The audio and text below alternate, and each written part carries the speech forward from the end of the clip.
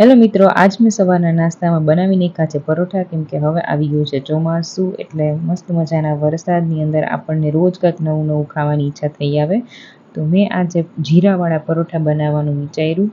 અહીંયા આપણા પરોઠા સરસ મજાના શેકાય છે અને ઓલમોસ્ટ પરોઠા બનવા આવ્યા છે. એટલે પરોઠા બની ગયા એટલે અમે બધાએ મળીને કરી લીધો નાસ્તો. પડી ગઈ સાંજ, એટલે આજે અમારે વાવણીના લાડવા કરવાના હતા. અહીંયા મેં બનાવી લીધા છે મુઠિયા અને એને સરસ રીતે તેલમાં તળી નાખ્યા છે. એ તળાઈ જાય એટલે ઠરે પછી આવી રીતે ભૂકો કરીને બધા ડ્રાયફ્રૂટ્સ અને ગુંદ એડ કરી દીધા છે અને એની અંદર ગોળ અને ઘીની પાય લઈ અને આવી રીતે સરસ મજાના લાડવા બનાવી નાખ્યા છે. પછી મારે બનાવી હતી દાળ, એટલે હું ગઈ અમારી લીંબુડીએથી લીંબુ લેવા માટે.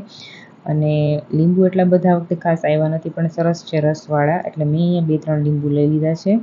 અને બની ગઈ છે આપણી સરસ મજાની ખાટી મીઠી દાળ. તો આપણે હવે મળીએ નેક્સ્ટ વ્લોગમાં. Thank you so much for watching. Please like, share and subscribe.